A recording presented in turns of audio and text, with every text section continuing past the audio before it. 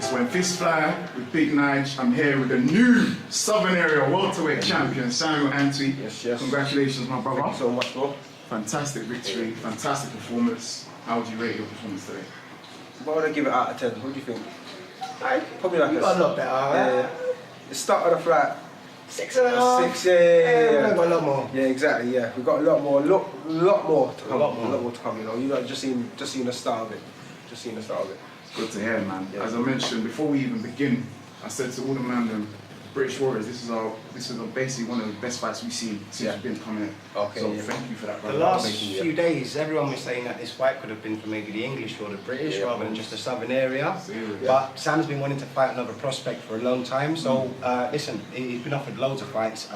Any fights he's been offered, he's accepted. I think maybe 2 or 3 people turned him down before Jez came about. So thank you very much to Jez for accepting the fight and giving a great fight. Jez is a warrior, and Sam's a warrior, and Sam's a warrior champion. On to the next one now.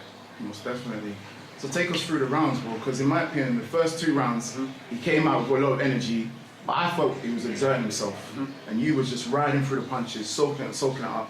What was going through your mind at those key moments? During the first round, I reckon I was winning the first round until he caught me with a shot.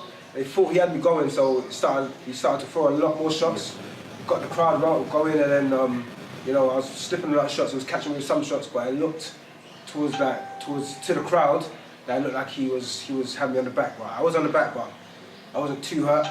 The second round again, done a lot, same thing, throwing a lot of shots, but then he burnt himself out. You know, from the second round, we just started picking him apart. We started realising what shots that he threw, what shots that he likes to throw. He didn't really have much other than the straight right, and the left hook.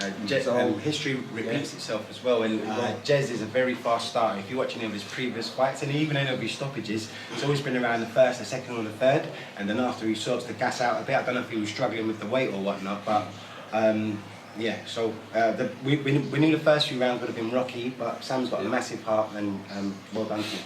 A massive heart for sure, and it seems like you guys definitely done your homework. You studied him well, and you adapted as the rounds went on. Yeah. In my opinion, the game changer for me was round 4.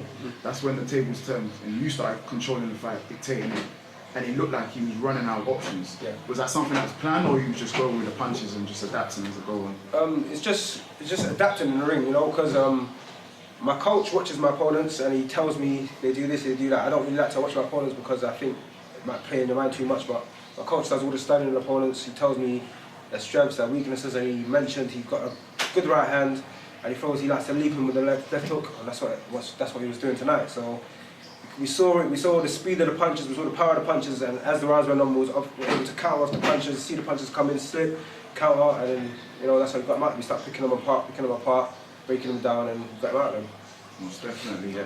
You were throwing, the body shots you were throwing, I could see from where I was standing, I was feeling it. When you saw that, was that something you just thrived on and just kept on going and targeting, or was you patiently waiting for him to move again? And it's a game of patience, because you know, if you keep going to the body, they're just gonna start guarding their body. So go to the body, when he goes down, I hit him in his head a couple of times, go hard to the body again, and that's how we took him out, you know. Do you feel that his team were a bit too hesitant to throw in the towel? Because there was times when he was catching clean he went shots. down 3 times. 3 times in round 6. Yeah, 3 times. And I saw him get the third time. I was like, if they want to keep going, we're just going to keep going, you know, until we get him out of there. There's not much you can do, but you know, got the job done. Most definitely. The hunter now becomes the huntee. So what are the plans for the rest of 2019? He's preparing for that as well, and we're really looking forward to becoming a hunted.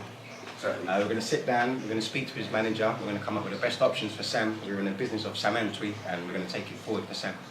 Brilliant news. I wish you guys nothing but the best for the rest of your career. Congratulations on the victory again. Cheers, thank you. Long may it continue, my brother. Take care of yourself, guys. Thank you. It's Big Nige here, Sam Antwi, the new Southern Area champion. Boxing fans, stay tuned for more. Peace.